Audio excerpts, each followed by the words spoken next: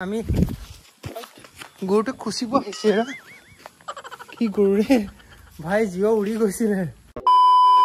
আজি যেনে তেনেহে গৰু খুচৰ পৰা বাচিলো হেল্ল এভৰিৱান মই গুঞ্জন আজি মোৰ টিউচন ষ্টুডেণ্টৰ বাৰ্থডে আছিলে সেয়েহে সিহঁতৰ নিমন্ত্ৰণ ৰক্ষা কৰি মই সিহঁতৰ ঘৰ পালোগে তেওঁলোকৰ ঘৰত খোৱা বোৱা কৰিলৈ আজি যিহেতু দেওবাৰ সেইকাৰণে মই অকণ সময় পাওঁ মই মোৰ আজি একেবাৰে স্মৃতি থকা জেগা এটালে আপোনালোক সকলোকে লৈ যাওঁ বলো আজি মই ক'ত আহিছো চাওক না একদম মোৰ কাৰণে অতি পুৰণি একদম স্মৃতি থকা জেগা এখন আছে কৰোণা টাচ বুলি কয় এখন আছে বৰ্তমান বৰঙাবাৰীত এইখনত এটা টাইমত মই পঢ়িছিলোঁ মানে ক্লাছ 10 আগত ইয়াত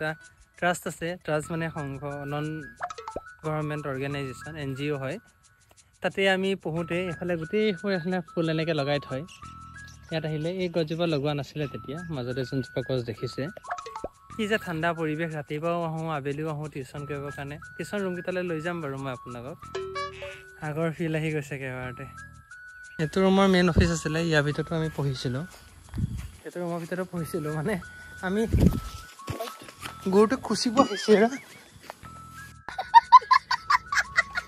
কি গৰু ৰে ভাই জিও উৰি গৈছিলে ভাই কিয় খুচিব আহিছ তো মানে এই ৰুমটোত আমি পঢ়িছিলোঁ এই ৰুমটো লক আছে এতিয়া